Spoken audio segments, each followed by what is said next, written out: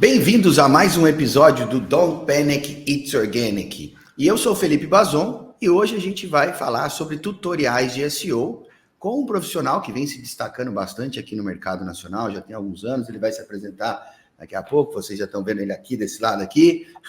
E a gente vai falar sobre estratégias e táticas de SEO que realmente trazem resultados. E com vocês, Newton Álvares. Vou deixar que ele se apresente aí, seu cargo, sua história. Depois a gente vai entrar sobre as nossas perguntas aqui. Newton, muito obrigado por estar aqui presente, por aceitar o convite, dedicar o seu tempo aqui a vir conversar com a gente um pouquinho sobre estratégias e táticas de SEO. Boa. Oi, pessoal, tudo bem? Bom, primeiramente, obrigado, Bazão, pelo convite, estar aqui falando com a comunidade. É muito legal estar passando um pouco do ensino mediático do que eu levo, do que eu venho trazendo ali no LinkedIn também. E vai ser um prazer conversar com vocês, falar um pouco sobre os cases, falar um pouco sobre as estratégias e táticas que eu venho executando.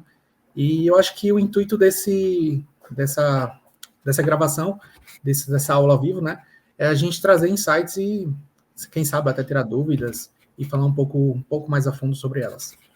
Claro. Cara, mais uma vez, muito obrigado por aceitar o convite. É sempre bom receber colegas aqui tanto do Brasil, principalmente do Brasil, né, para a gente conversar sobre SEO, que é uma coisa que a gente tem muita paixão, que a gente está sempre aí, vive isso, né? Pelo menos eu brinco, a pessoa fala, o que você é, Bazão? Eu falo, eu sou SEO. Eu fico até com medo quando a pessoa fala que o SEO vai morrer, que eu falo, o que eu vou fazer da minha vida, velho? Eu vou ter que voltar a lavar prato, sei lá, que eu vou fazer. Mas, uma das mentiras mais contadas. Todo ano, aliás, todo mês, alguém mata o SEO, coitado dele. Aliás, tu tem até um post acho que fala disso, né? Que a gente pode mencioná-lo aí depois. Mas, ô Newton, conta pra gente um pouquinho, cara.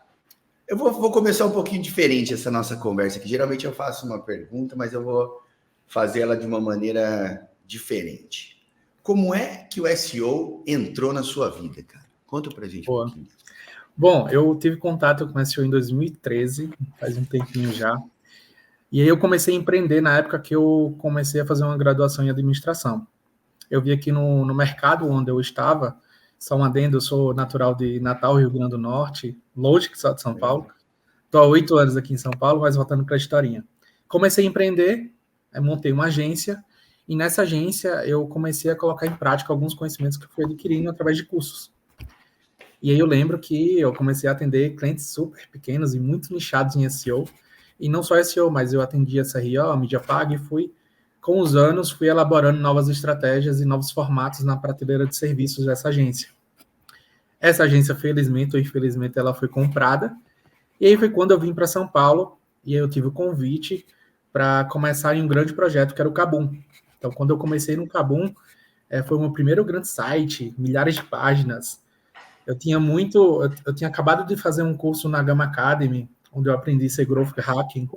Então, eu estava cheio de energia ali para colocar várias ideias e testes e experimentos no ar. Então, o Kabum foi uma grande sala de aula, eu diria.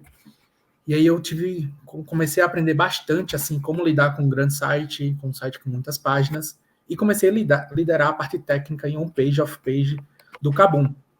Eu lembro que a primeira grande palavra-chave que a gente conseguiu ranquear, assim, na primeira posição foi PC Gamer.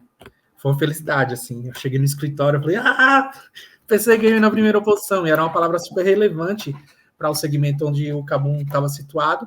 E o Kabum, como todo mundo sabe, né, é um e-commerce focado no nicho de gamers. Então, game, notebook, teclado. Eu lembro que na época, quase ninguém tinha celular gamer, né? Mas lançou um teclado gamer para celular. E a galera pirou, assim, Fortnite, Free Fire, todo mundo comprando um teclado para jogar pelo celular e ter melhor performance. Enfim, fiquei nesse projeto quase 3 anos.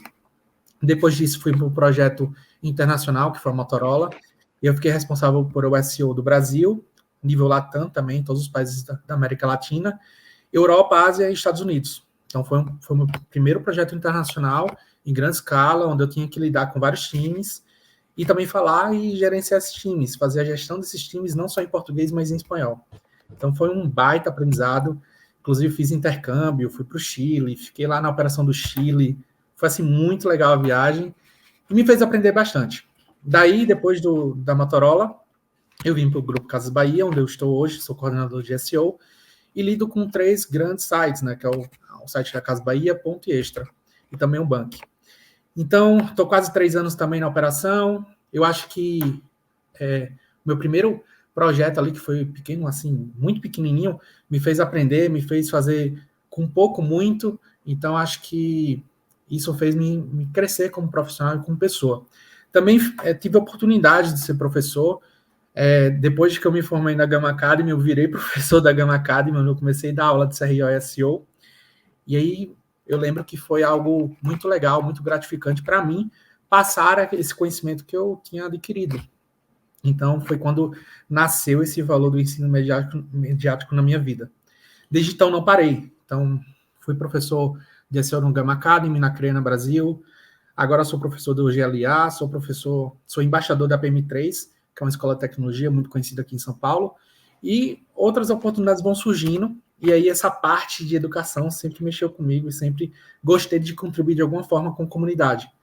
Então, eu gosto de contribuir de uma forma um pouco diferente. Meu método, meu estilo é um pouco diferente. Eu não gosto de esconder. Eu gosto de mostrar mesmo a fundo como foi executado algo, porque eu não tenho aquele medo nem aquele receio de tipo, cara, você está dando ouro. Ou tipo, você está falando demais. Não, não é isso. Eu acho que o conhecimento ele tem que ser compartilhado e a forma que ele é compartilhado, o formato que ele é compartilhado, ele cria uma proposta de valor muito única. E aí, assim, resumidamente, né? Meu nome é Nilton Álvares, sou natural de Natal, Rio Grande do Norte, amo viajar, amo praia, mas eu gosto de fazer turismo muito baseado no frio. Moro em São Paulo há 8 anos e acabei de ter um cachorrinho chamado Pimpolho. Tenho 2 irmãos que moram em Natal com minha família, sempre que eu posso vou visitar eles. Então, só para vocês conhecerem também um pouco do meu lado pessoal. Pô, que legal, Nilton. Cara, a gente tem bastante coisa em comum aí. Eu já dei aula aí no PM3 também, já dei aula na GLA. Aliás, um Growth Leaders Academy, né? Do Mineiro Isso. e da Thay. Eu vou mandar um salve Exatamente. para eles, tá? Thay, Mineiro. Grande abraço aí para vocês. Aliás, o Mineiro estava com a gente no nosso palco lá no Digitalks no ano passado. Agradecer a presença deles, que foi um evento que teve junto com a Growth Conference, que é, né? Acho que é isso, né? Foi muito legal, então, assim, são grandes amigos também. E eu adoro essa questão do conhecimento, porque do compartilhar o conhecimento, né? Melhor dizendo, porque eu aprendi porque outras pessoas compartilharam. Então, eu vejo isso, tanto Don't Panic It's Organic aqui no nosso canal, quanto o blog da Red Hog, minhas palestras, também tem essa questão de... a gente acaba conhecendo, a gente até atribuindo a nossa reputação pelo tanto de conteúdo que a gente compartilha, né? Como você falou, eu tô compartilhando ouro. Cara, mas eu acho que, assim, se você for ali subir para falar o mesmo que todo mundo fala, não tem diferença. Você tem que trazer algo, né? E um dos motivos, né, do Nilton estar aqui com a gente hoje é isso, é o post que ele fez ali no LinkedIn com as estratégias que eu falei, cara, isso aqui é uma coisa que, poxa, chama muita atenção. Esse é um post, cara. Não aqueles posts que o cara coloca um gráfico ali que tu não vê nada. Olha aqui o gráfico subindo. Mas daí, ganhei 4.000% de crescimento. Mas, cara, se não tinha nada aí, você tem 4, você ganhou 4.000. O seu foi muito objetivo, cara. Então, de novo, parabéns aí pela sua carreira, pela sua evolução. A gente até fez um evento junto. Não sei se tu lembra, quando saiu o Bert lá em São Paulo, a gente fez uma mesa redonda lá, chamamos uma galerinha e tal. Foi, acho que, o primeiro contato que a gente teve ali já trouxe né, outros profissionais, a gente estava junto, foi bem legal. E aí, desde então, a gente vem aí, cada um para o seu lado, né, compartilhando os seus conhecimentos, e, cara, chamou muita atenção esse seu post. Mas vamos entrar nas nossas conversas aqui, nas nossas perguntas. Muita gente tem dificuldade ou confunde, Nilton, estratégia e tática. Explica para o pessoal aí que está começando, ou para os pessoais que estão trabalhando com SEO, qual que é a diferença entre a estratégia e a tática dentro do SEO? Bom, só fazendo aí um pequeno adendo, inclusive eu tenho uma aula gravada na GLA que fala sobre a metodologia de SEO produto, que é o que eu venho defendendo bastante, inclusive foi um tema que eu trabalhei no SEO Summit 2023, onde eu falei sobre a visão de SEO, a visão de produto SEO, desculpa. E é um tema que eu venho bastante falando na comunidade, é um tema que eu venho escrevendo, estou sendo um autor assim, que está realmente trabalhando o tema, e é um tema que eu trabalho de forma muito específica na PM3. É onde eu levo o SEO como uma visão de produto, como uma visão de tecnologia, E por incrível que pareça, Bazon, isso está criando uma espécie de cultura, uma espécie de relacionamento muito interessante. Muitas pessoas estão buscando por esse conhecimento, porque a gente sabe que no fim do dia, o sonho de SEO é ter um desenvolvedor. Só que em tecnologia já tem muita oportunidade. Se você tem um time, se você trabalha em uma empresa que tem um time de produto digital, que tem um time de tecnologia, com certeza já vai ter muita oportunidade para mitigar erros de má implementação. Inclusive, a minha contratação aqui no Grupo Casas Bahia, ele veio de um erro de má implementação. Então, cada vez mais eu venho conversando com empresas e vejo que essa necessidade de ter uma pessoa para olhar essas implementações, esses deploys, acaba se tornando algo muito urgente e que cria muito valor para a companhia. Então, só fazendo esse adendo, porque lá no GLA a gente tem uma comunidade, tem uma proximidade muito grande com as pessoas que estão lá. Então, se você está buscando conhecimentos e você quer aí ter um grau, ter uma alavanca de crescimento pessoal na sua carreira profissional, é legal conhecer o GLA, que tem outros profissionais, não tem só apenas eu, mas tem outros profissionais, outros conteúdos que são voltados ao marketing e ao growth no geral. Bom, voltando aqui para a sua pergunta, Bazon, vamos lá. Para mim, estratégia é algo muito amplo. Por exemplo, eu tenho uma estratégia, eu quero montar uma estratégia para o blog. Beleza, você tem que entender a sua persona, o seu tone voice, você tem que entender quais são as clusterizações que você vai trabalhar, quais são os temas, como é que vai ser o modelo de negócio em cima do blog. Então, a estratégia em si é algo muito mais sólido, é algo muito mais amplo, é algo que você formata para você entender quais são as táticas que vão entrar ali. Então, as táticas nada mais são etapas, ações individuais que levam a algum lugar, né? Do plano A para o plano B. Então, a tática ela diz respeito a ações específicas que a sua equipe ou você mesmo pode estar colocando em prática. Já a estratégia é algo mais amplo, é um plano estratégico ou um plano de ação que você pode estar colocando em prática. Pô, legal, muito bom. Esse lance do Product SEO, tem um livro muito bom, né? O Product Led SEO do Eli Schwartz, que foi SEO da SurveyMonkey e tal. Eu li esse livro agora no começo do ano.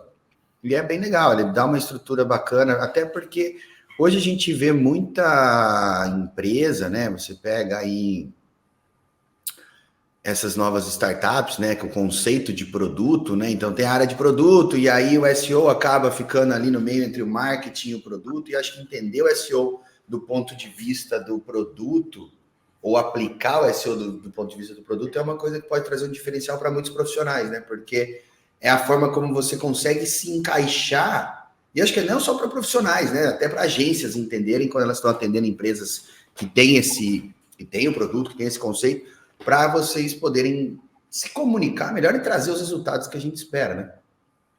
Exatamente. E, assim, eu vou dar um pequeno spoiler. Na verdade, não é tanto spoiler, né? Eu falei isso no SEO Summit em 2023. No finalzinho da apresentação, eu comentei que eu estou escrevendo um livro.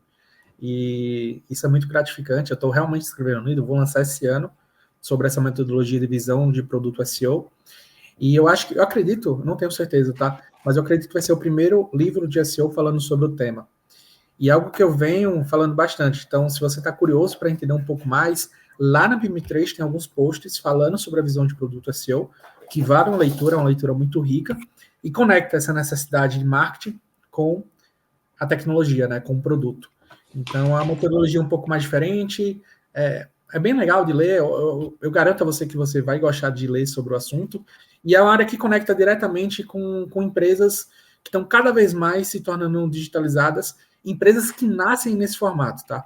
Por exemplo, empresas aí grandes nomes que a gente vê aí no mercado, que já nascem digitalizadas, já nascem como uma visão de produto, e dentro da visão de produto, o marketing tem SEO como algo first, né? Como algo que vem primeiro, numa estratégia no plano de negócios. Massa, bacana. Bom, dito isso, vamos falar dessas estratégias então aí, Newton. O que a gente pode, como é que você poderia compartilhar ou explicar para a gente a comunidade de especialistas? O que é, como funciona, como aplicá-la e quais os resultados que a gente pode esperar disso? Porque só antes de você entrar, acho que é uma coisa que é legal a gente falar também, né? Quando a gente fala de estratégias e táticas, a gente tem que trazer a questão da hipótese também, né? Porque o SEO é muito disso. O que eu espero quando a gente vai fazer uma estratégia? Isso é o que muita gente acaba falhando dentro do SEO, no sentido, falhando assim, não colocando dessa forma, gera essa questão de que o SEO nunca dá resultado, ou de que o SEO é cheio de achismos, cheio de incertezas, e a forma de como colocar, trabalhar com uma metodologia mais científica, como as hipóteses, ou seja, eu quero fazer uma comunidade de especialistas. O que eu espero com isso? O que é e qual é o resultado que eu vou ter? Isso já muda a nossa percepção e a forma como as pessoas vão receber essa informação. Mas vamos lá. Comunidades de especialistas. Totalmente, assim, só fazendo um gancho com sua fala, quando a gente tenta priorizar algo em tecnologia ou em produto digital, a gente tem que ter uma consciência de projeção de dados.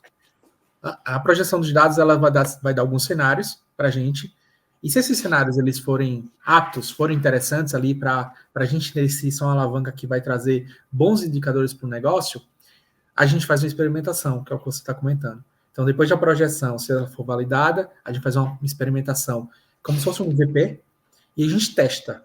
Se isso deu um bom resultado, ele gerou realmente uma alavanca, uma pequena engrenagem ali nas premissas de SEO, é o momento da gente expandir esse teste. E todos os temas que a gente vai trazer hoje aqui foram oriundos de testes, de experimentações. Então, muito bem colocado, tá, Bazon? Bom, a comunidade especialista, eu acho que é um tema que conversa muito com o EAT do Google.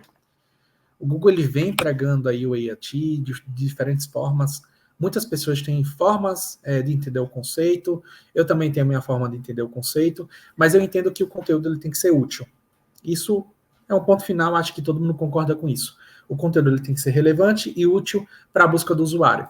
Quando a gente monta uma comunidade especialista, o que é que a gente espera? Especialistas que falem sobre um assunto e que tenham propriedade sobre o assunto. Então, montar uma comunidade especialista permite a gente ter essas pessoas que possuem autoridade para falar sobre aquele assunto. E a gente sabe, né? A gente está no momento VUCA e a gente está no marketing, a gente sabe que tem, quando a gente pensa assim, pô, quem é o cara mais especialista em analytics aqui do Brasil? Eu acho que na cabeça da gente já aparecem alguns nomes, porque são pessoas que a gente acompanha, são pessoas que estão em cargos interessantes, são pessoas que, de alguma forma, contribuem para a comunidade. São pessoas que possuem autoridade e expertise no que elas falam. Então, a comunidade especialista é basicamente isso. É a gente convidar esses especialistas para desenvolver um conteúdo altamente curado, altamente qualificado, com qualidade que é útil, acima da barra. Pegando o exemplo da PM3. A PM3 ela tem um blog, ela tem uma estrutura de blog, que ela tem especialistas, que ela tem embaixadores. Ela chama pessoas que são especialistas em assuntos específicos. E convidam essas pessoas para se tornarem colunistas do blog. E essas pessoas produzem um conteúdo altamente denso na jornada que eles trabalham. Isso cria muito valor para a comunidade e para as pessoas que consomem aquelas informações. Eu tenho um cliente, tem um site que ele está no setor do RH e ele fez a mesma coisa. Ele convidou profissionais do RH, e a gente sabe que o RH tem várias profissões ali, temas que enfim, que o RH generalista, enfim. Convidou os especialistas para produzir conteúdo super qualificado. Por exemplo, RH e inteligência artificial, o que isso tem a ver? Então, montar esse comunidade especialista é permitir com que pessoas que possuem um conteúdo muito denso e muito fino, acima da média, produzam conteúdo útil. Então, imagina se você desenvolve esse tipo de estratégia, atraindo essas pessoas, e a gente pode até brincar de LinkedIn. O LinkedIn, ultimamente, está fazendo isso, e eu acredito que foi um teste que eles executaram, um teste que está dando muito resultado, que é aquela parte de contribuição de conteúdo, numa vertical. Eles lançam lá o conteúdo, as pessoas vão lá e contribuem em conteúdo. Quando essa pessoa lá tem uma contribuição acima da média, e não quer dizer que é apenas contribuir, mas uma contribuição que ela é valorizada pela comunidade, ela ganha um selo de especialista naquele assunto. Então imagina se você faz isso na sua operação de criação de conteúdo, onde você cria um selo que é altamente desejado, pessoas de forma natural e orgânica vão querer se tornar especialista e vão acabar produzindo aquele conteúdo que é super rico. Então, a ideia estratégica e a tática por trás da comunidade de especialistas é essa.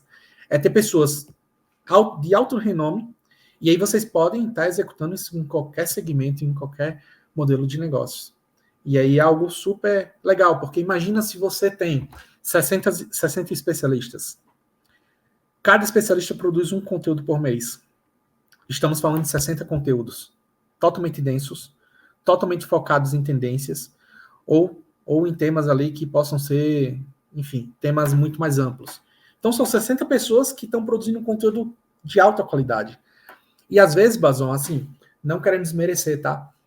Mas você, quando eu, pelo menos, vou contratar um redator, eu espero contratar um redator que tenha autoridade sobre aquele assunto que ele vai escrever. Não adianta você contratar um redator que tem uma vasta experiência em moda para falar sobre a eletrônica. Ele vai se perder, ele não vai entender o que ele não vai conseguir se comunicar com o público de eletrônica. Esse é o grande ponto. E ele não vai criar um conteúdo tão denso e fino que vai conectar com esse público e gerar realmente um conteúdo de qualidade. Então, essa comunidade especialista é muito nesse ponto, sabe? Legal. Bom, bacana.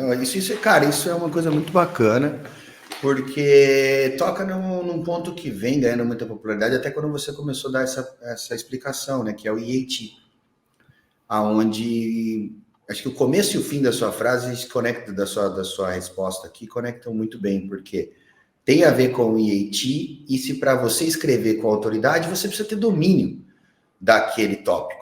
Então, eu venho fazendo muito isso, não comunidades de especialistas, mas dentro do blog da Red Hog. Até outro dia, uma das nossas novas contratadas da área de conteúdo perguntou, mas por que você deixa todo mundo escrever para o blog? Não seria melhor você só escrever porque você tem mais autoridade? Eu falei, não, eu estou querendo trabalhar a autoridade de todo mundo aqui dentro da Red Hog para que todo mundo, ganhe experiência a escrever sobre SEO, sobre aquele tópico, sobre aquela área que eles trabalham, e a gente não fique limitado a apenas um expert. Ou seja, quanto mais conteúdo eles forem produzindo, eles estão construindo também a autoridade, expertise, blá, blá, blá, aquelas 4, 5 letrinhas que eles têm, todo mundo da Red Hog. Então, às vezes, a gente amplia a nossa base, e é um pouco do que eu faço aqui dentro do Don't Panic, trazer especialistas para falar sobre SEO. Não sei se o Google olha para isso dentro dos vídeos aí, acredito que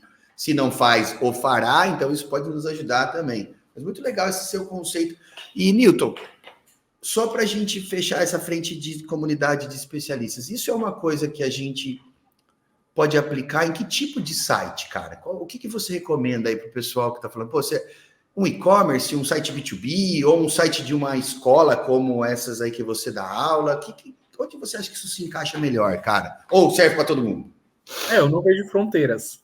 Tá, eu estou tentando entender aqui, estou tentando pensar se tem alguma limitação, mas pelo menos nas execuções que eu, enfim, gerenciei e que tive a oportunidade de fazer gestão, não vi nenhuma limitação. Eu acho que casa muito bem com e-commerce, casa muito bem com serviço. Depende muito, aí entra o ponto, sabe? A gente tem que executar bem, fazer bem a estratégia do modelo de negócios que a gente está fazendo em cima disso. Tá. E aí não é algo tão fácil de ser feito, tá? Eu acho que requer tempo, principalmente tempo, requer curadoria, requer um gerenciamento de comunidade, porque você vai estar fazendo uma pequena comunidade que vai estar te ajudando ali. Você tem que dar um selo, alguma recompensa relevante para a pessoa que vai se tornar especialista da comunidade. Então, tem vários fatores que precisam ser bem coordenados ali no modelo de negócio para você ter um bom projeto, né? Nada adianta você fazer de qualquer jeito e esperando que um mês você consiga ter 15 especialistas e já trazer o resultado que você está imaginando. Dos projetos que eu executei, demoraram no mínimo 6 meses para a execução ficar bem sólida, bem legal, bem interessante e realmente ser uma engrenagem ali da alavanca, ser algo que trazendo diferenciação e está realmente trazendo ali os ganhos nos indicadores de negócio e nas premissas. Me veio uma ideia aqui na cabeça que vai virar uma pergunta já para ti, assim, do nada, que a gente é assim, o pessoal já sabe que o Bazon solta algumas perguntas, ele pega o pessoal no pulo. Cara, isso não pode ser uma boa estratégia para link building também? Por quê? Porque você está trazendo e você está chamando um especialista para escrever sobre um assunto. Geralmente, esse especialista deve trabalhar para alguma empresa ou ter o seu próprio site e tal. Você chegou a abrir essa frente? Porque eu vejo que, assim, hoje o link building ele se resume muito à construção de relacionamentos. trazer o cara, oferecer para ele escrever para o seu blog. Se ele tiver uma oportunidade, pode abrir uma porta ali, né? O que tu acha? Pode.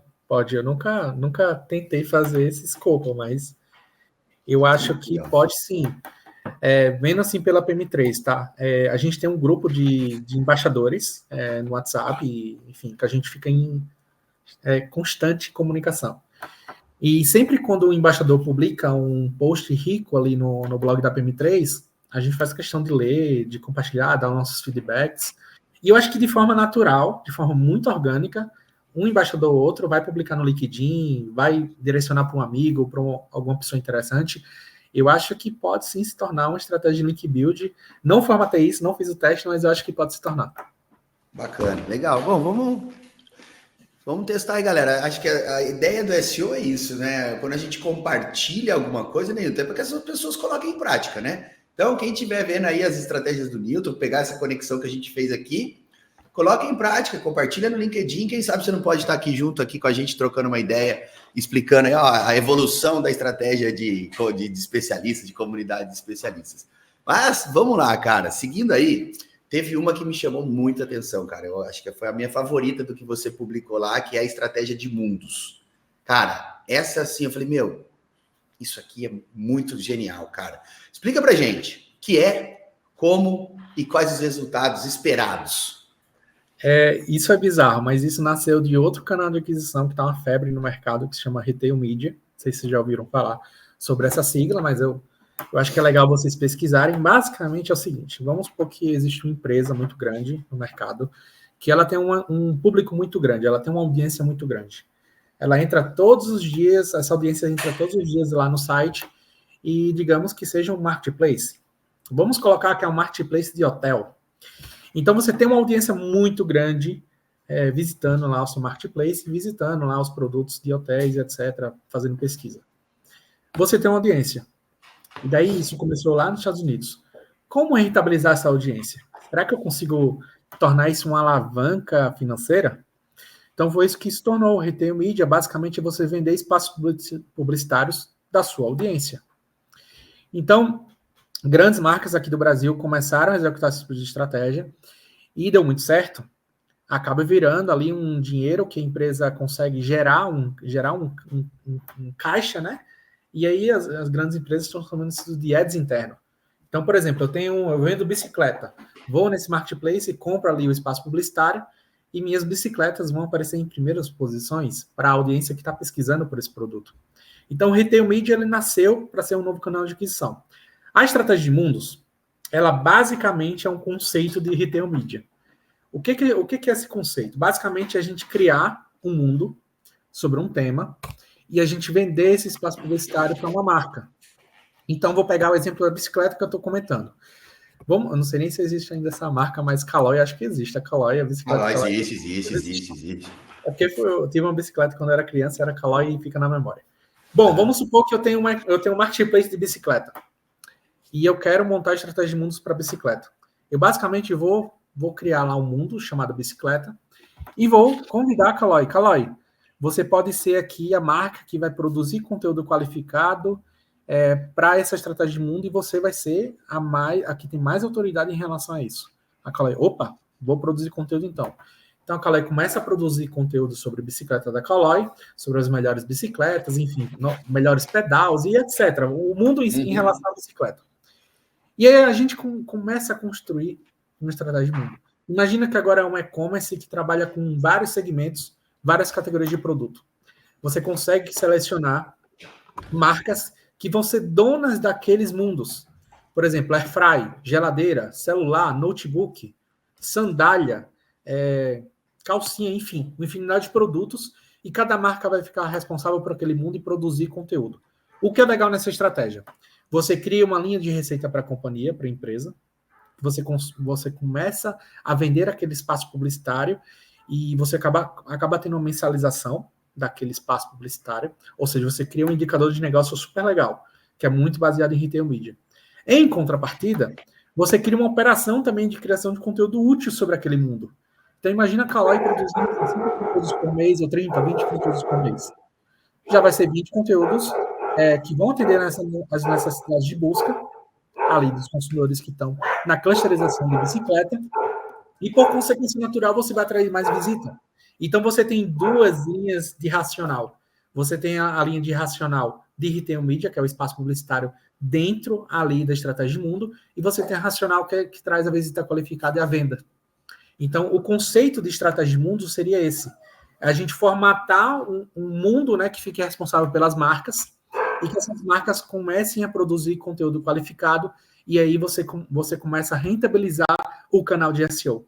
Você não só é um canal de atração de qualificação orgânica, que trabalha diretamente ali os indicadores de negócio, um deles diminui o investimento em mídia paga, como também você começa a rentabilizar uma linha de receita dentro de SEO. Então, o conceito de estratégia de mundo seria esse. Cara, muito legal isso aí. E eu vi, conforme você foi falando, eu comecei a pensar, isso funcionaria bem, talvez, para um e-commerce, mas funcionaria também bem para um portal de notícia. Sim. Certo? Cara, a gente vê aí os portais hoje sofrendo, digamos assim, né, com receita, doidos para bater as metas de paid views ali, para gerar o máximo de mídia, ou receita de mídia, e aí vender esse espaço, uma editoria ou uma tag, alguma coisa para uma determinada marca, seria talvez uma estratégia de mundo. Tô correto em pensar dessa maneira? Sim, e ela pode ser mais vertical, ela tem mais vertical.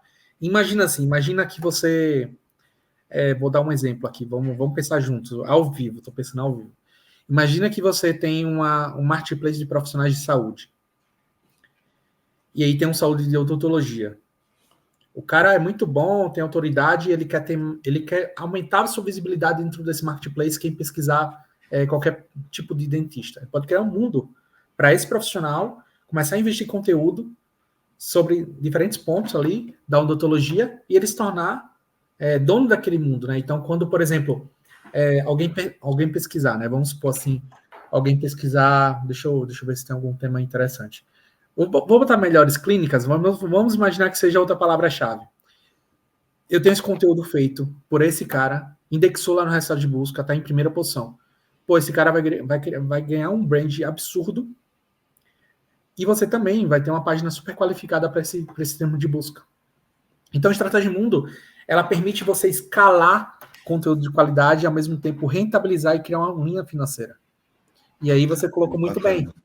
Pode ser em serviço, pode ser em site de notícia. Inclusive, essa ideia eu refinei de um site de notícias, tá? O refinamento, a estratégia de conceito, ela veio por um site de notícias que eu vi que eles estavam executando um teste e o teste estava sendo bem sucedido. Eu falei, por que não? Por que não aplicar também nas gestões que eu tenho aqui?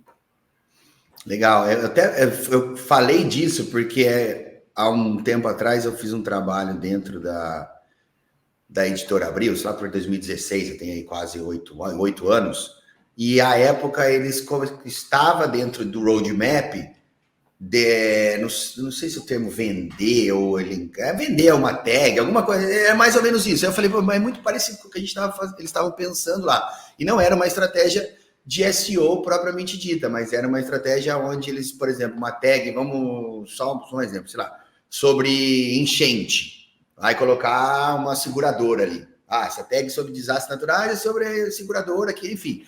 Mas eu falei, tá muito parecida, né? E eu não vejo as pessoas explorando muito isso, né? Então pode ser uma maneira de gerar audiência, gerar receita, escrever um conteúdo com autoridade. Então tem muitos benefícios aí que isso é legal porque ela não é uma estratégia 100% SEO, né? Ela tem uma estratégia voltada para negócio, uma estratégia voltada para construção de audiência, que tem a ver com o nosso trabalho, mas que se encaixa perfeitamente com a forma como a gente precisa produzir um conteúdo que vai performar bem em SEO hoje, né?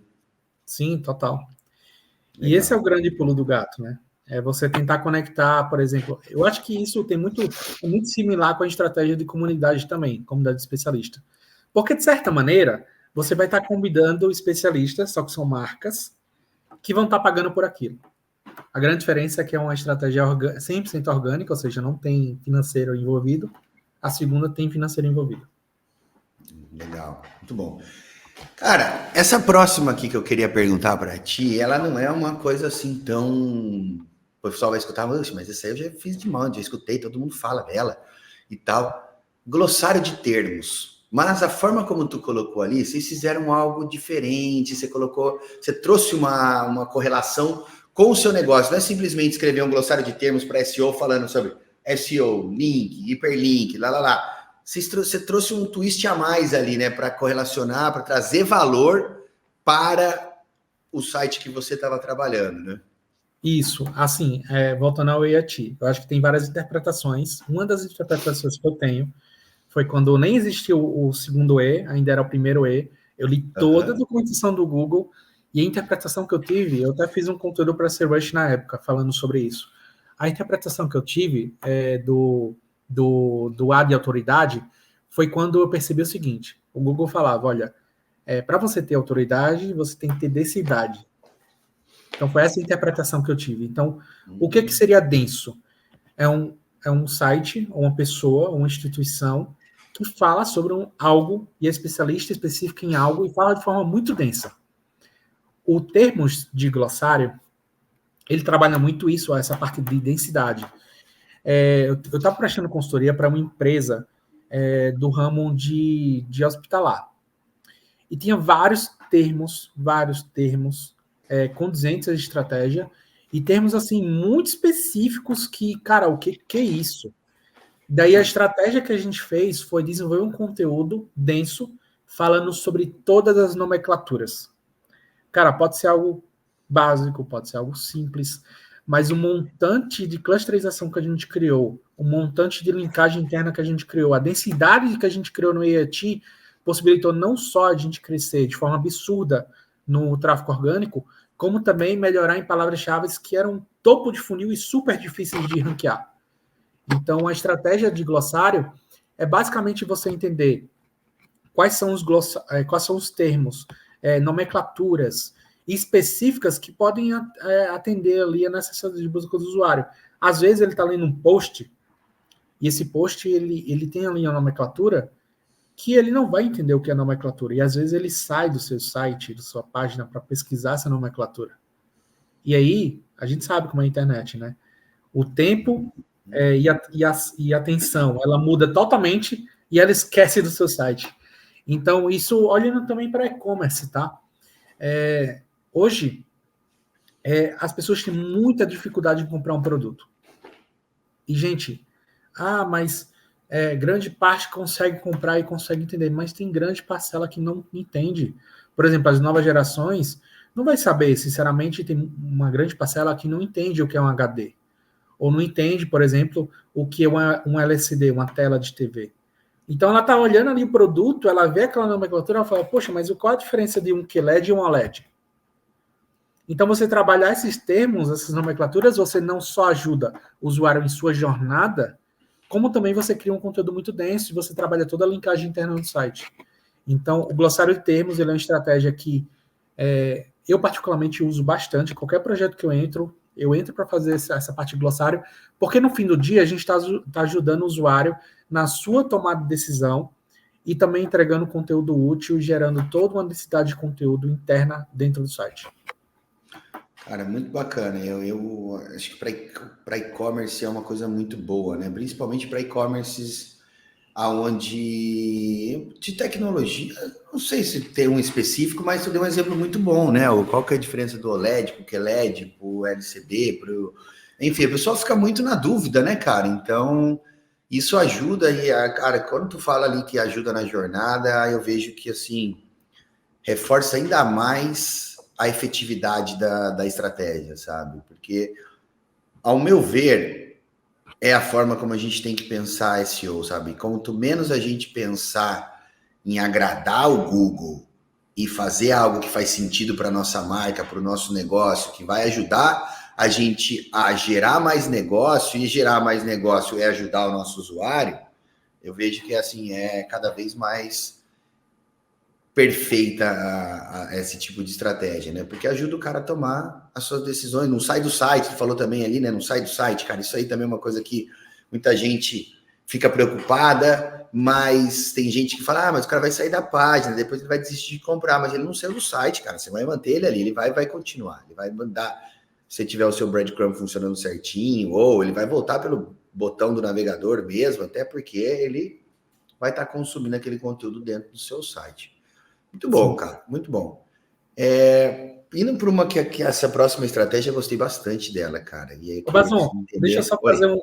Deixa eu te interromper, me desculpa te interromper. Claro, vamos lá, fica à vontade. Você é a estrela do show aqui, cara. Só um parênteses sobre o que você acabou de trazer, que eu acho que é super importante. Eu também sou... Eu tenho no meu T ali do marketing, eu gosto muito de CRO. Eu estudo muito CRO, já trabalhei muitos anos com CRO.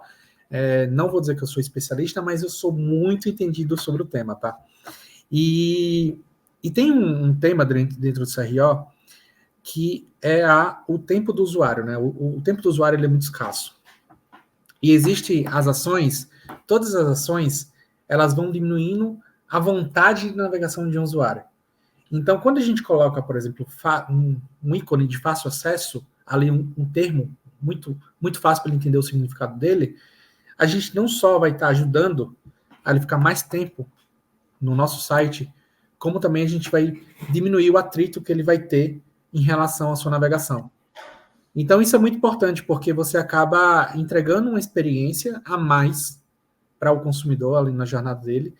E em termos de CRO, que é otimização de taxa de conversão, você vai estar permitindo com que menos usuários saiam da sua navegação.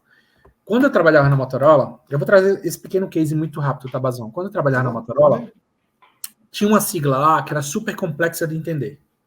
Cara, era bizarro. Muito cliente ia lá, saía da página, tinha um exit page muito alto na época, para poder entender o que era a sigla desse celular.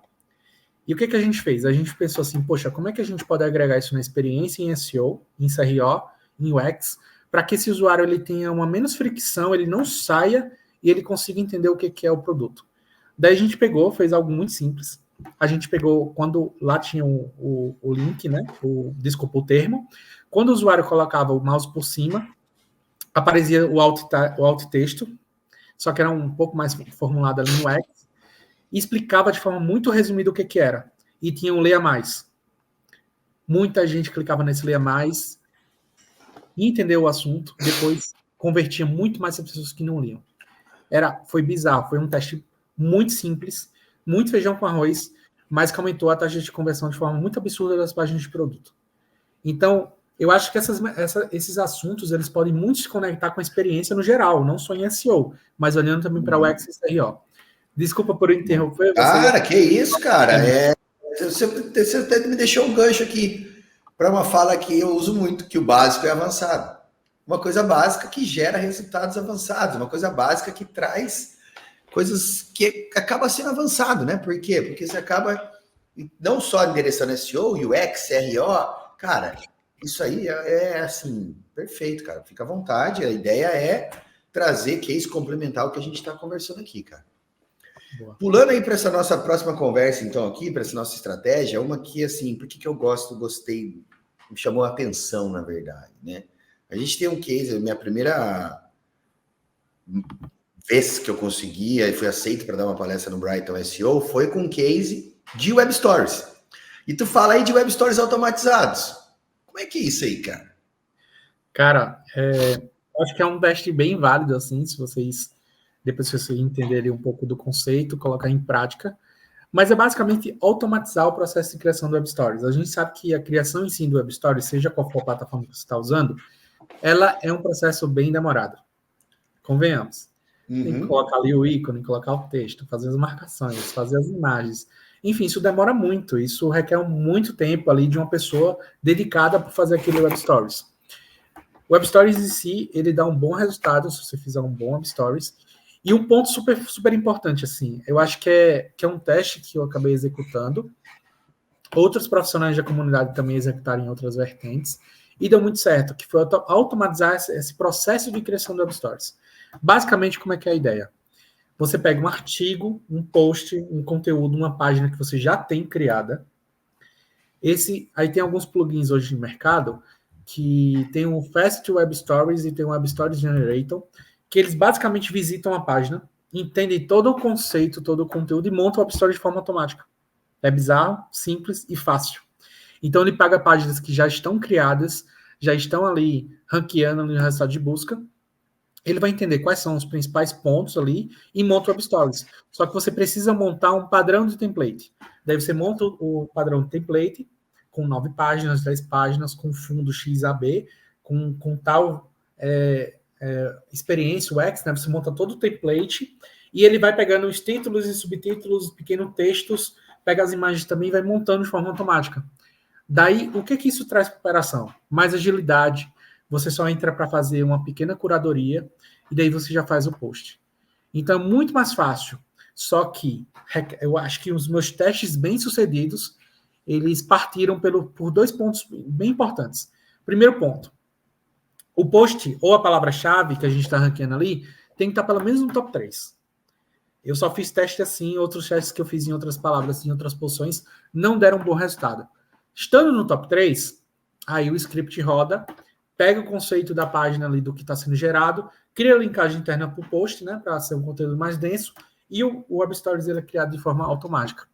Daí você simplesmente extrai ali os posts que você tem, no próprio GSC você faz essa extração, pega as palavras-chave que estão no top 3, as páginas condizentes com esses top 3, faz ali a geração em minutos. Daí você tem vários Web Stories para validar e colocar no ar. Isso daí já pode criar um diferencial ali competitivo e também um ganho incremental ali nas visitas. Então pode virar um bom teste bem sucedido. Isso voltado para o Discover? Isso voltado para o Discover, sim. Legal. E eu sei que a gente, geralmente a gente não pode abrir muitos dados, mas você tem alguma que você possa compartilhar? Até foi uma discussão que eu tive com a Lily Ray outro dia no Twitter.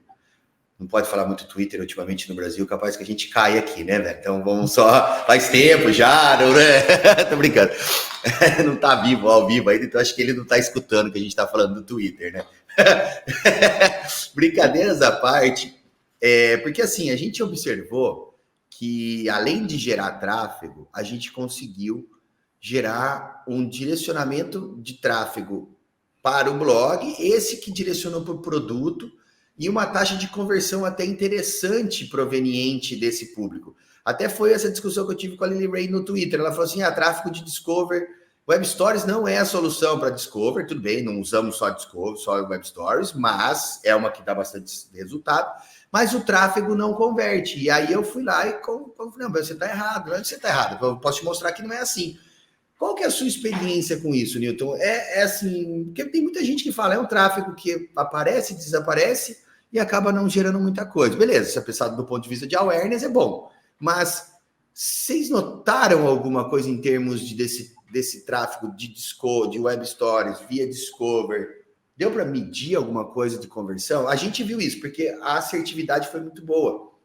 Porque a gente observou que quem busca por aquele, quem é impactado pelo conteúdo do Discover, foram pessoas que buscaram sobre aquele determinado tópico, não necessariamente sobre a sua marca, mas necessariamente sobre aquele produto em questão. E aí, quando ele é impactado no Discover, visita o conteúdo do Web Stories, é atrativo, ele visita seu site e acaba com uma taxa de conversão boa. Vocês observaram isso ou você não chegou a medir isso, cara? Olha, posso afirmar aqui, sim, que o Web Stories traz conversão e traz uma conversão que é muito subestimada, tá? Esse já é o ponto final. Não posso entrar em muitos detalhes, mas de forma nativa, não tem segredo, gente. O Web Stories ele tem um dado estruturado de forma nativa que você consegue configurar produto. Então, tipo assim, ó, depois o Bazão pode até compartilhar aqui com a gente aqui o link para que todo mundo tenha acesso, mas isso se você pesquisar aí no resultado, você já vai achar. Basicamente assim, vamos supor que tem um modelo, uma modela, tanto faz, que tem uma camisa e um short. Você consegue colocar o link do produto ali, tanto no short como na camisa. Então é bem legal, cara. Dá para fazer algo. Tem uns experimentos muito legais assim que dá para fazer com e-commerce, com serviço, que é bizarro. Obviamente eu não posso abrir aqui os cases, assim, números exatos. Sem problema. Mas tem um cliente que eu atendo na consultoria que tá no segmento de viagens e o Web Stories assim foi um canal que a gente ficou pensando, poxa, será que vai gerar resultado? Será que vai gerar venda? Será que vai se pagar? Primeiro que se paga fácil, porque com essa automatização você consegue, enfim, criar uma espécie de escala. E aí, por incrível que pareça, deu um bom resultado financeiro, tá? Isso, olhando ali para a venda diária em certas regiões, deu um bom resultado. Legal, muito bom. Bom, seguindo aqui então, vamos falar aí dessas. Tem mais duas estratégias que eu gostei, chamou minha atenção. Uma delas é o link footer. O que é isso, cara? Como é que funciona? Cara, isso eu acho que essa é uma estratégia mais manjada de SEO que existe. Eu acho que ela foi esquecida com o tempo, talvez. Mas basicamente é o seguinte: vamos supor que você tem um SaaS, você tem um software service, né? No caso, você oferece um serviço mensalizado ali. Vamos pegar o mais fácil. A SEMrush é a nossa querida ferramenta, o SEMrush, que é um SaaS. Pode ser SEMrush, pode ser também. Mas eu vou dar um exemplo que eu acho que para e-commerce é mais, digamos assim, replicável, né? Por exemplo, avaliação. Vou pegar o exemplo da Reclame Aqui. Pronto, a Reclame Aqui é um bom exemplo. Tá, ótimo. A Reclame Aqui, a gente enfim, eu acho que é uma empresa muito aberta para poder comentar. A Reclame Aqui tem aquela nota, certo? Tem a notazinha que enfim, que muitos e-commerces colocam aquele ícone do Reclame Aqui no footer ali do site. Só que a grande jogada, cara, é que muitos e-commerces vão pegar aquela tag ali no GTM, colocou, e automaticamente ele exporta, né, o ícone, a nota de forma automática, só que você consegue colocar um link build ali. Você consegue colocar um link externo direcionando para o seu site. Para quando alguém clicar, ela ir para o perfil dela, ir para o perfil da empresa e ver se realmente ela aquela nota, etc. Tem outras empresas que trabalham com nota. Eu não vou lembrar exatamente elas, mas tem outras empresas... Ebit, por exemplo. Tem outras empresas que trabalham com avaliação de produtos. Então, elas colocam o link lá. Tem e-commerce que vai permitir colocar o ícone, vai ter e-commerce que não vai permitir. Eu faço consultoria de um cliente específico que a gente fez esse teste. Cara, foi bizarro, assim. Explodiu a linkagem interna e isso não só melhorou a autoridade do site, como também permitiu a gente ranquear para palavras-chave na primeira posição que a gente não conseguia chegar de forma alguma. Tiveram algumas palavras-chave que nem em primeira página estavam. Então, poucos clientes pediram para remover. Assim, se eu fosse dizer uma porcentagem, menos de 3%. E aí foi uma estratégia muito básica, mas que deu um bom resultado, conseguiu escalar ali a geração do link build. E legal. Tem várias empresas que fazem isso, tá? Tem empresas que não colocam, tem empresas que colocam. E eu acho que é uma estratégia legal. Se você tem um serviço que, enfim, gera um reconhecimento interessante ali para o consumidor, você está oferecendo serviço para a empresa e você tiver essa oportunidade, eu acho que é um bom teste para você entender se isso vai gerar um bom complementar ali na autoridade do site. Legal.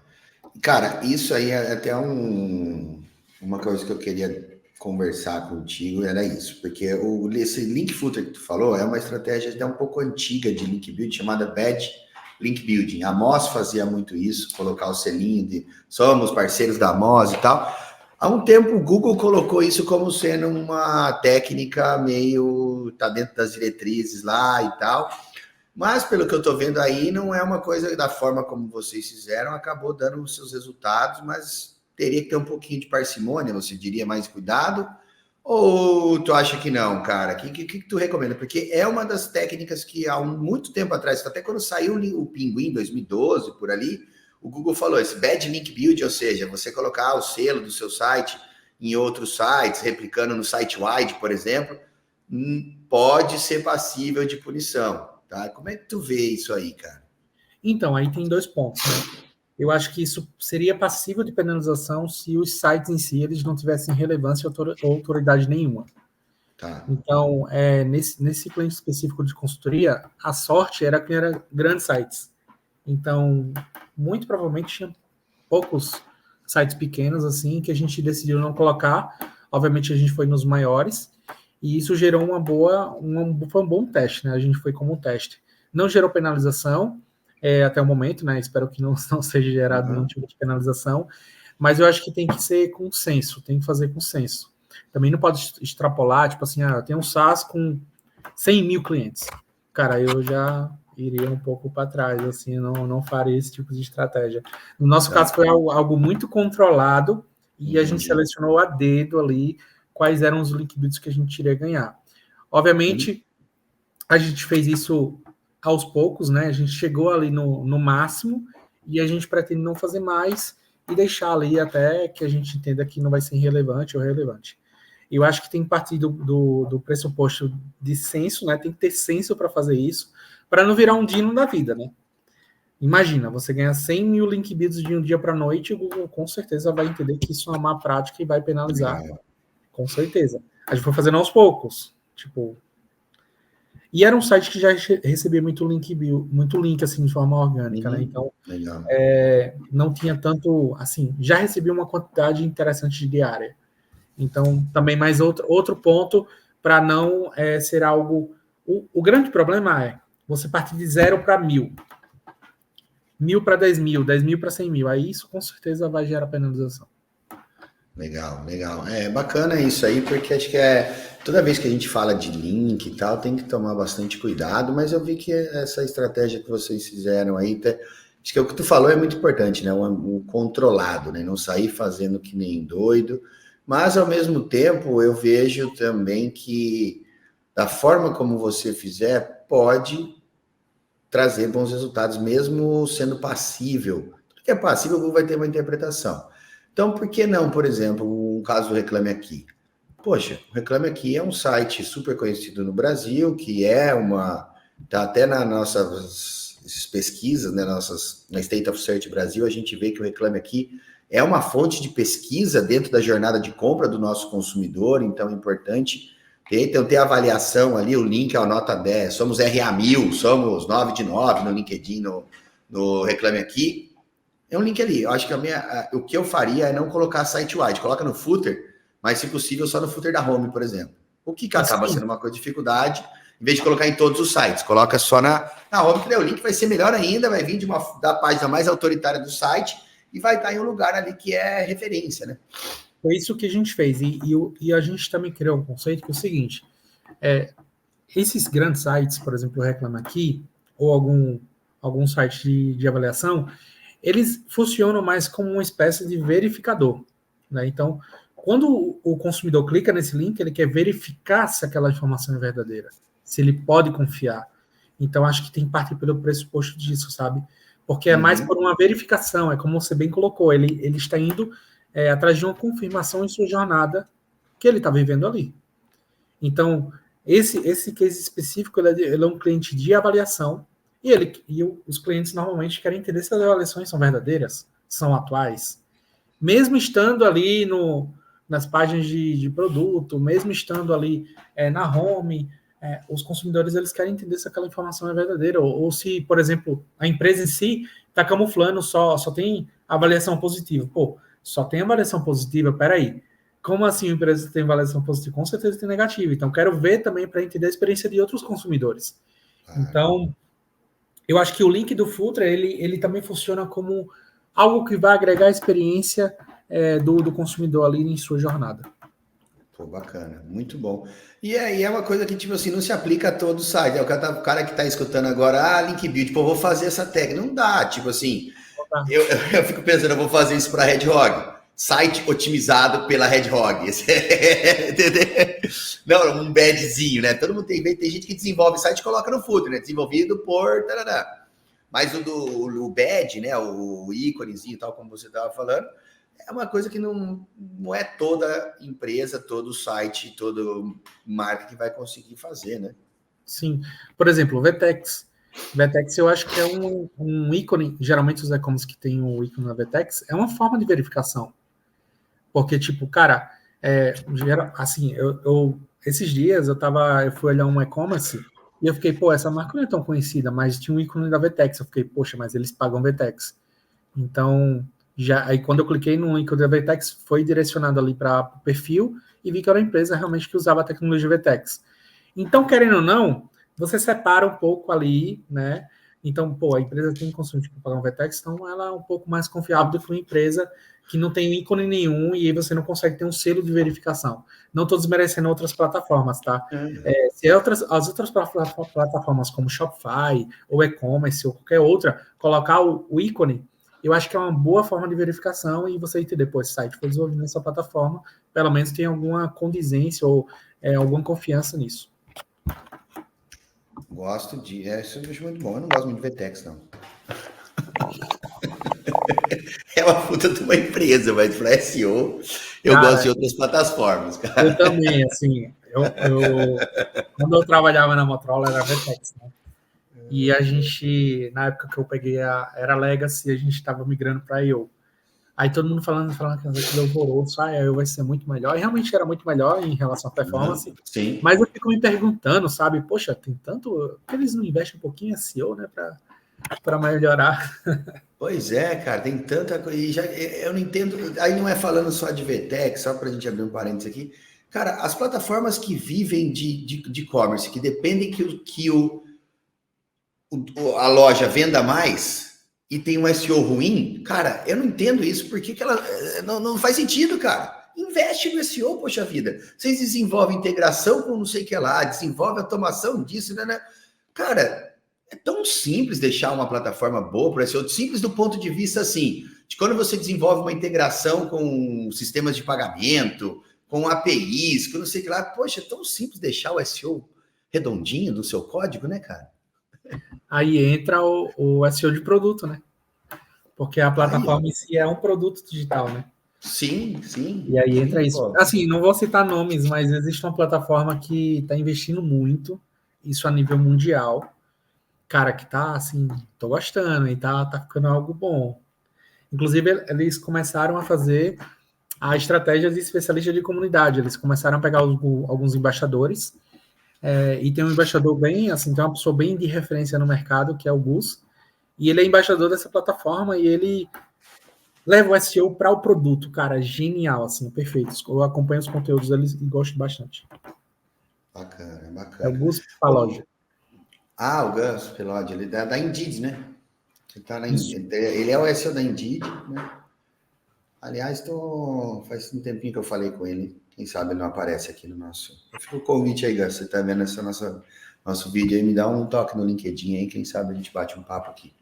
Cara, pra gente fechar, melhores XYZ. É aquela estratégia de qual o melhor geladeira, qual a melhor cadeira, qual o melhor computador.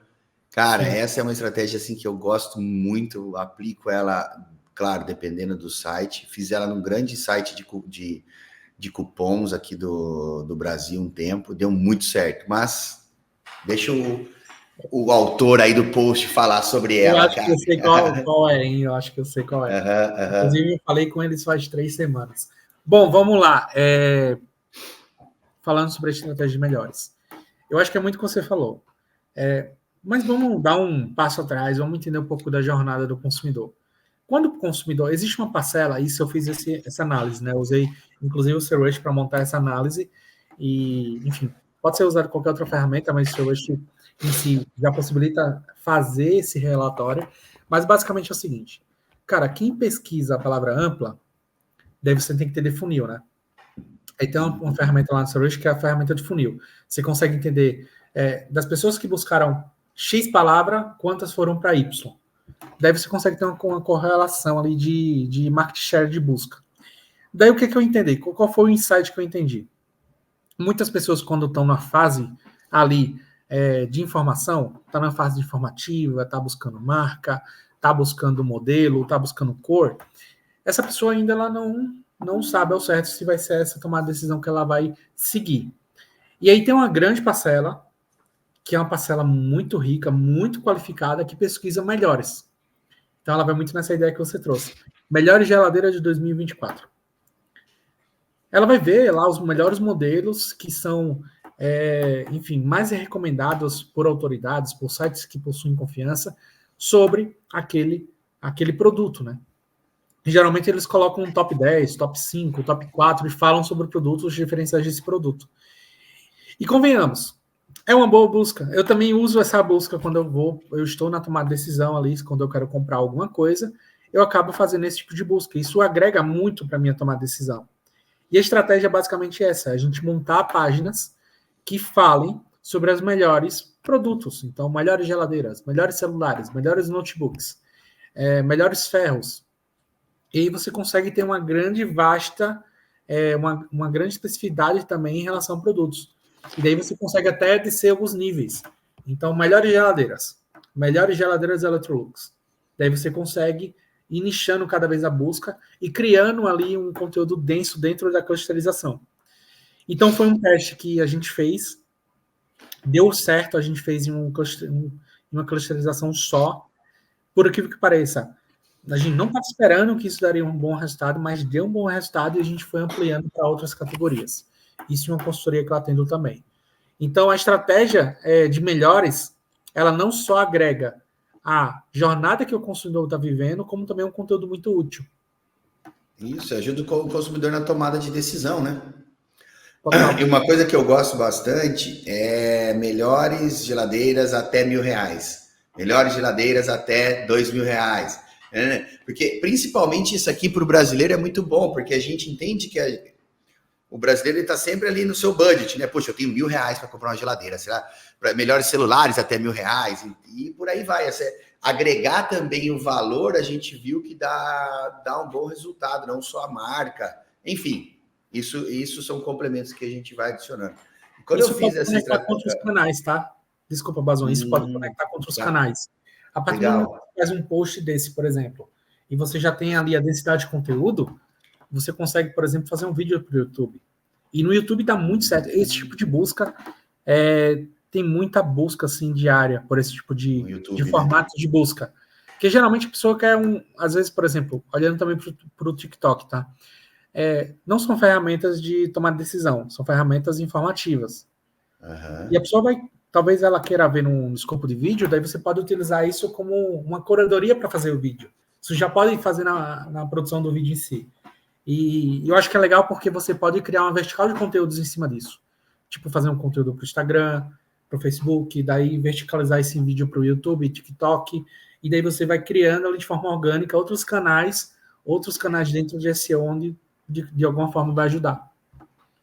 Pô, muito bacana. E aí, quando eu pensei nessa estratégia para essa empresa de cupons, cara, isso aí foi, acho que 2018, enfim.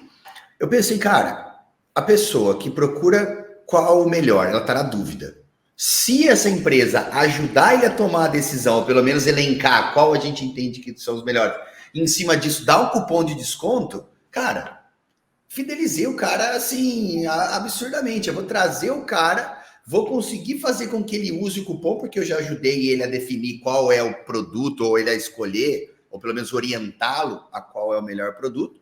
E a partir daí ajudar ele a comprar com desconto ainda. Então, na época eu falei, mano, isso aqui funciona, encaixa muito bem com esse cliente, né, cara? Mas no geral, acho que para e-commerce generalistas, né, ou seja, de tipo um Magazine Luiza da vida, ou até outros por aí, acaba sendo muito bom, porque você está ajudando, cara, você tem várias, não é nem e-commerce, é marketplaces, vamos generalizar, né? Para marketplace, acho que é uma ideia, uma estratégia muito boa, né, cara? Sim, total. Eu acho que para alguns tipos de serviço talvez seja interessante também. E os melhores, quando eu estava fazendo essa análise de melhores, também me conectou com outro insight, eu não coloquei ele em prática, mas eu acho que super funciona, eu acredito que deve ter busca sim, que é o quanto custa. O quanto custa, cara, pode ser algo super, assim, ainda mais o brasileiro que gosta de economizar e gosta de pechinchar, sabe? A gente está falando ali de classes B, C e D, que é a grande parcela hoje do Brasil em si, né? Então, para uma empresa que, enfim, se conecta ali com um brasileiro e fazer esse tipo de conteúdo de quanto custa, cara, isso está uma vertical enorme, não só para marketplace, mas para serviços também. E daí você pode fazer uma boa estratégia também para conectar ali dentro, porque, cara, o consumidor que está nos melhores, ou no quanto custa, ele está no funil ali de decisão já. Ele tá, é uma visita muito qualificada, como você bem trouxe. Ah, muito bom, muito bom. Cara, foi muito boa esses seus insights, Nilton. Assim, de novo, parabéns pelo post, parabéns pela evolução aí na carreira, mas principalmente por compartilhar o conteúdo que você vem compartilhando com a comunidade, ensinando também novos profissionais aí que estão entrando na área. Mais uma vez, muito obrigado por aceitar esse convite, por poder vir aqui compartilhar um pouco do seu conhecimento com a nossa comunidade, com a nossa audiência. Queria pedir assim, as suas últimas palavras aí para a gente encerrar a nossa conversa aqui hoje. Boa. Bom, primeiramente eu agradeço mais uma vez pelo convite, foi muito legal o bate-papo. Bom, pessoal, se vocês quiserem me conectar no LinkedIn, apenas basta pesquisar por Newton Álvares. Vai ser muito legal ter vocês por lá. E caso vocês, enfim, tenham alguma dúvida, alguma contribuição, pode mandar lá no chat que eu respondo vocês, tá? Vai ser um prazer conectar com todos. Bom, mais uma vez, obrigado, Bazon, e desejo aí boa sorte para todo mundo, que vocês utilizem o conteúdo da melhor forma possível. Cara, que legal, que legal. Muito obrigado. As redes sociais do Newton vão estar aqui, estão aqui embaixo já, né? Na descrição do nosso vídeo. Não esqueça de curtir, compartilhar, comentar, faça suas perguntas aqui também no canal, no vídeo, né, para o Newton. A gente compartilha com ele ou conecte-se com ele no LinkedIn. Inscreva-se no canal, ative as notificações e até a próxima aqui no Don't Panic, It's Organic.